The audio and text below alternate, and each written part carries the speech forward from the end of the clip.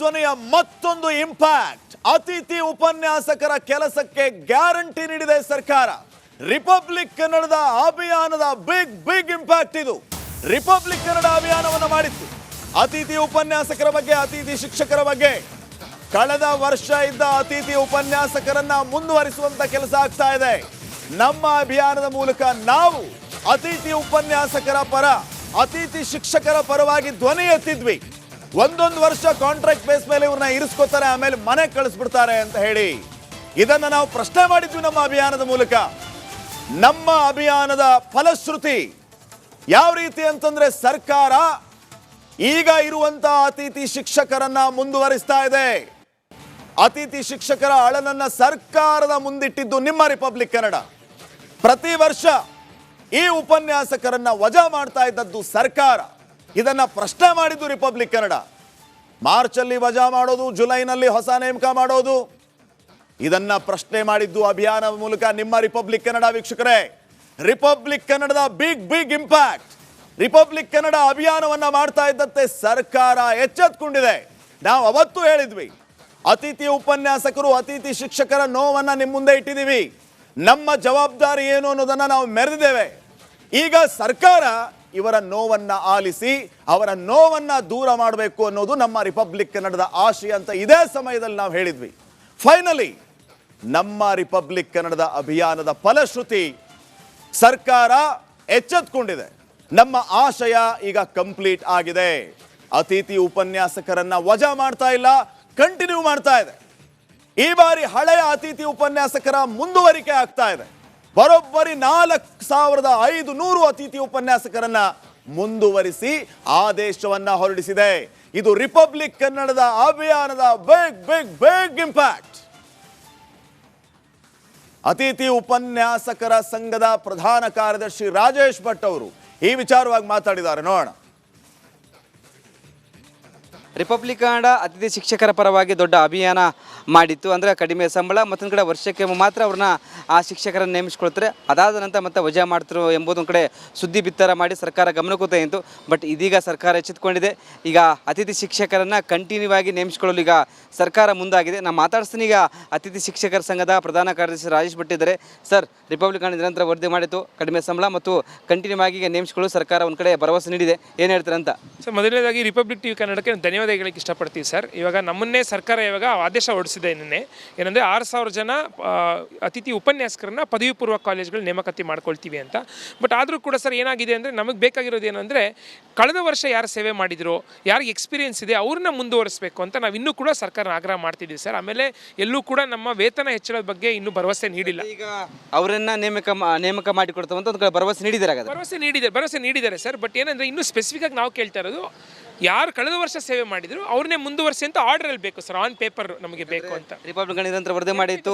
ಈಗ 4500 ಅತಿಥಿ ಶಿಕ್ಷಕರು ಬೀದಿಗೆ ಬೀಳ್ತಿದ್ರು ಸರ್. ನಮಗೆ ಇವಾಗ ಸರ್ಕಾರ ಡೆಪ್ಯುಟೇಷನ್ ಮಾಡಕ್ಕೆ ಕೊಟ್ಟಿದ್ರು ಸರ್. ಏನಂದ್ರೆ 4 ಯಾರು ಪರ್ಮನೆಂಟ್ ಉಪನ್ಯಾಸಕರಿದ್ದಾರೆ ಅವ್ರನ್ನ 3 ಕಡೆ ಒಂದಿನ, 3 ಕಡೆ ಇನ್ನೊಂದು ದಿನ ಡೆಪ್ಯುಟೇಷನ್ ಮಾಡಕ್ಕೆ ಕೊಟ್ಟಿದ್ರು. ನಾವು ಹೋರಾಟ ಮಾಡಾದ್ಮೇಲೆ, ನೀವೆಲ್ಲ ಸಪೋರ್ಟ್ ಮಾಡಾದ್ಮೇಲೆ ಸರ್, ರಿಪಬ್ಲಿಕ್ ಟಿವಿ ವರದಿಯಿಂದ ನಮಗೆ 4500 ಜನ ಅತಿಥಿ ಉಪನ್ಯಾಸ ಬೀದಿ ಬೀಳೋದು ತಪ್ಪಿದೆ ಸರ್.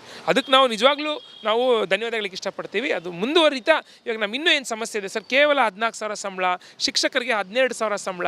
ಈ ಸಂಬಳ ಇಟ್ಕೊಂಡು ಈ ಒಂದು ಬೆಲೆ ಏರಿಕೆ ಸಮಯದಲ್ಲಿ ಸರ್ ಹೆಂಗೆ ಜೀವನ ಮಾಡೋಕ್ಕಾಗತ್ತೆ? 28-30,000 ಕೊಡಬೇಕಂತ ಒಂದು ಕಡೆ ಒತ್ತಾಯ ಮಾಡ್ತಿದ್ರಿ. ಖಂಡಿತ ಸರ್, ಇದೆಲ್ಲ ಒತ್ತಾಯ ಮಾಡ್ತಿದ್ದೀವಿ. ಇನ್ನೂ ಕೂಡ ನಮ್ಮ ಈ ಹೋರಾಟ ಮುಂದುವರಿಯುತ್ತೆ. ಆಮೇಲೆ ಸರ್, ನಮಗೆ ಯಾರು ಉಪನ್ಯಾಸಕರು ತೀರ್ಕೊಂಡಿದ್ದಾರೆ ಅವ್ರಿಗೆ ಇಡಿಗಂಟು ಕೊಡೋದು, ಅವ್ರ ಕುಟುಂಬಕ್ಕೆ ಏನಾದರೂ ಸರ್ಕಾರ ವ್ಯವಸ್ಥೆ ಮಾಡಬೇಕು, PF EST ವ್ಯವಸ್ಥೆ ಮಾಡಬೇಕು ಅಂತ ನಾವು ಇನ್ನೂ ಕೇಳ್ಕೊಳ್ತೀವಿ ಸರ್. Thank you sir.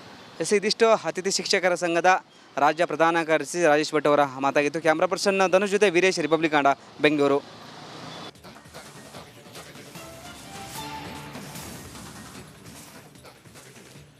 ನೋಡಿ, ರಾಜೇಶ್ ಭಟ್ ಹೇಳ್ತಾ ಇದ್ರು, ಅತಿಥಿ ಉಪನ್ಯಾಸಕರ ನೋವಿನ ಬಗ್ಗೆ, ಗೋಳಿನ ಬಗ್ಗೆ ರಿಪಬ್ಲಿಕ್ ಕನ್ನಡ ವರದಿ ಮಾಡ್ತು. ನಾವು ಅಂಕಿ ಅಂಶಗಳ ಸಮೇತ ನಿಮ್ಮ ಮುಂದೆ ಇಟ್ವಿ. ಸರ್ಕಾರವನ್ನ ಎಚ್ಚರಿಸುವಂತ ಕೆಲಸವನ್ನ ಮಾಡಿದ್ವಿ. ನಮ್ಮ ಸಮಾಧಾನ ಏನು ಗೊತ್ತಾ ವೀಕ್ಷಕರೇ? ರಾಜೇಶ್ ಭಟ್ ಹೇಳ್ತಾ ಇದ್ರಲ್ಲ, 4500 ಶಿಕ್ಷಕರು ಬೀದಿಗೆ ಬರ್ತಾ ಇದ್ರು ಸರ್, ನೀವು ವರದಿ ಮಾಡಿರಲಿಲ್ಲ ಅಂತಂದ್ರೆ ಅಂತ. ನೀವು ನೆನಪು ಮಾಡ್ಕೊಳ್ಳಿ, ಅವತ್ತು ಅತಿಥಿ ಉಪನ್ಯಾಸಕರ ಬಗ್ಗೆ, ಅತಿಥಿ ಶಿಕ್ಷಕರ ಬಗ್ಗೆ, ಅವರ ನೋವಿನ ಬಗ್ಗೆ ಇಡೀ ದಿನ ಸವಿಸ್ತಾರವಾಗಿ ತೋರಿಸಿದ್ದು ನಾವು. ಅವತ್ತು ಏನೇನಾಯಿತು, ಮುಂದೆ ಇದೇ ರೀತಿ ಮುಂದುವರೆದ್ರೆ ಪಾಪ ಅತಿಥಿ ಶಿಕ್ಷಕರು ಬೀದಿಗೆ ಬೀಳ್ತಾರೆ. ಅವರ ಭವಿಷ್ಯದ ಕತೆ ಏನು ಅಂತ ಪ್ರಶ್ನೆ ಮಾಡಿದ್ದು ನಾವು ಸರ್ಕಾರವನ್ನ. ಈಗ ಹೇಳಿದ್ರಲ್ವ ರಾಜೇಶ್ ಭಟ್ರು, 4,500 ಶಿಕ್ಷಕರು ಸಾರ್ ಬೀದಿಗೆ ಬರೋದು ತಪ್ಪು ನಿಮ್ಮ ವರದಿಯಿಂದ, ದೊಡ್ಡ ಥ್ಯಾಂಕ್ಸ್ ಅಂತ ಹೇಳಿದ್ರಲ್ಲ, ನಮಗೆ ಸಮಾಧಾನ. 4,500 ಶಿಕ್ಷಕರು ಬೀದಿಗೆ ಬರೋದು ನಿಲ್ತಲ್ವಾ ರಿಪಬ್ಲಿಕ್ ಕನ್ನಡದ ಅಭಿಯಾನದಿಂದ, ನಮಗೆ ಸಮಾಧಾನ ಇದೆ. ಇಂಥ 1000 ಅಭಿಯಾನಗಳನ್ನು ನಾವು ಮಾಡ್ತೀವಿ, ಜನರ ಧ್ವನಿಯಾಗಿದ್ದೀವಿ. ನಿಮ್ಮ ಧ್ವನಿ ಅಂತ ನಾವು ಸುಮ್ಮನೆ ಹೇಳ್ತಾ ಇಲ್ಲ ವೀಕ್ಷಕರೇ, ನಿಮ್ಮ ಧ್ವನಿ ಅಂತ ನಾವು ಸುಮ್ಮನೆ ಹೇಳ್ತಿಲ್ಲ.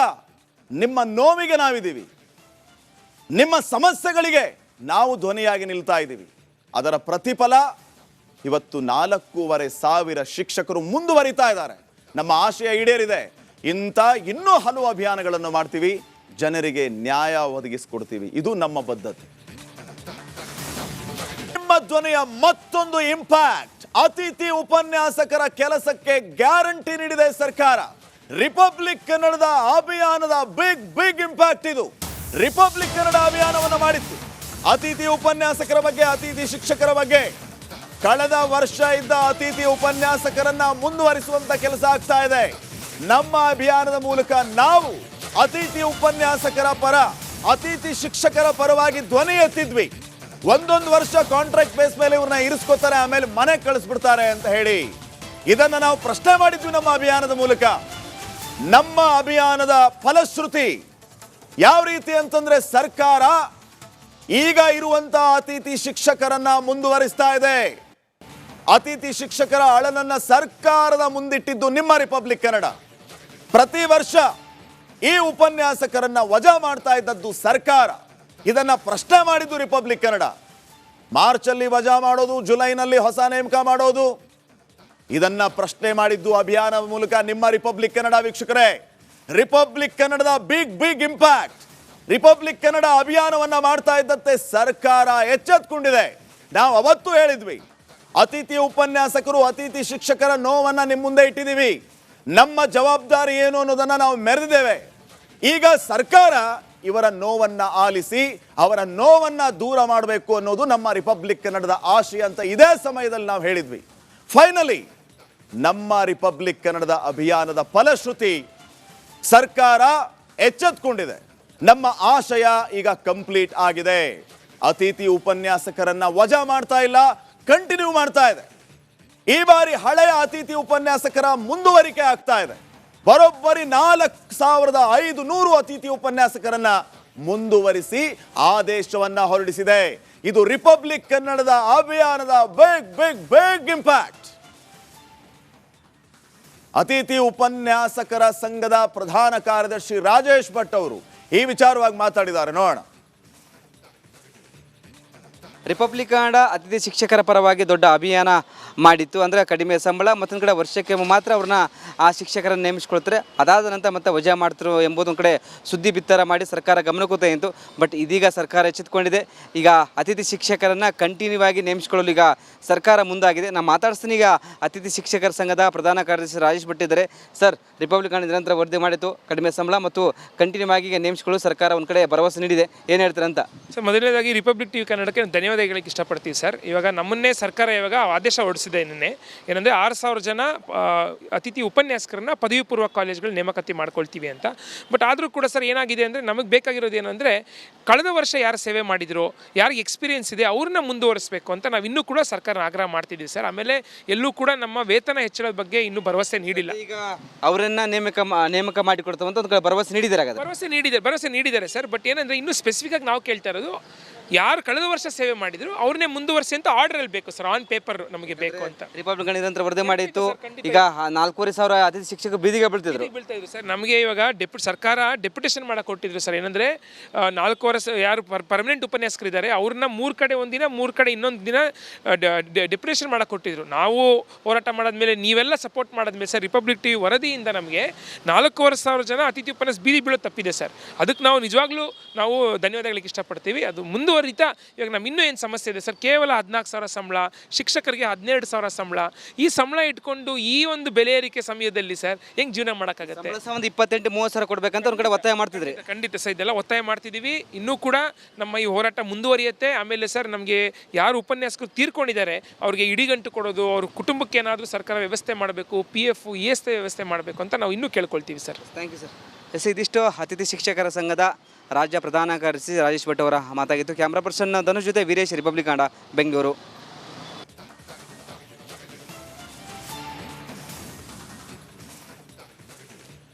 ನೋಡಿ, ರಾಜೇಶ್ ಭಟ್ ಹೇಳ್ತಾ ಇದ್ರು ಅತಿಥಿ ಉಪನ್ಯಾಸಕರ ನೋವಿನ ಬಗ್ಗೆ, ಗೋಳಿನ ಬಗ್ಗೆ ರಿಪಬ್ಲಿಕ್ ಕನ್ನಡ ವರದಿ ಮಾಡ್ತು. ನಾವು ಅಂಕಿ ಅಂಶಗಳ ಸಮೇತ ನಿಮ್ಮ ಮುಂದೆ ಇಟ್ವಿ, ಸರ್ಕಾರವನ್ನ ಎಚ್ಚರಿಸುವಂತ ಕೆಲಸವನ್ನ ಮಾಡಿದ್ವಿ. ನಮ್ಮ ಸಮಾಧಾನ ಏನು ಗೊತ್ತಾ ವೀಕ್ಷಕರೇ?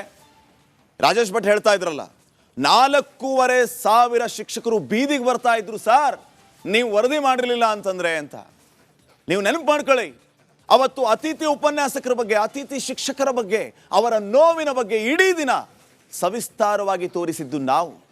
ಅವತ್ತು ಏನೇನು ಆಯಿತು, ಮುಂದೆ ಇದೇ ರೀತಿ ಮುಂದುವರೆದ್ರೆ ಪಾಪ ಅತಿಥಿ ಶಿಕ್ಷಕರು ಬೀದಿಗೆ ಬೀಳ್ತಾರೆ, ಅವರ ಭವಿಷ್ಯದ ಕಥೆ ಏನು ಅಂತ ಪ್ರಶ್ನೆ ಮಾಡಿದ್ದು ನಾವು ಸರ್ಕಾರವನ್ನ. ಈಗ ಹೇಳಿದ್ರಲ್ವ ರಾಜೇಶ್ ಭಟ್ರು, 4,500 ಶಿಕ್ಷಕರು ಸಾರ್ ಬೀದಿಗೆ ಬರೋದು ತಪ್ಪು ನಿಮ್ಮ ವರದಿಯಿಂದ, ದೊಡ್ಡ ಥ್ಯಾಂಕ್ಸ್ ಅಂತ ಹೇಳಿದ್ರಲ್ಲ, ನಮಗೆ ಸಮಾಧಾನ. 4,500 ಶಿಕ್ಷಕರು ಬೀದಿಗೆ ಬರೋದು ನಿಲ್ತಲ್ವಾ ರಿಪಬ್ಲಿಕ್ ಕನ್ನಡದ ಅಭಿಯಾನದಿಂದ, ನಮಗೆ ಸಮಾಧಾನ ಇದೆ.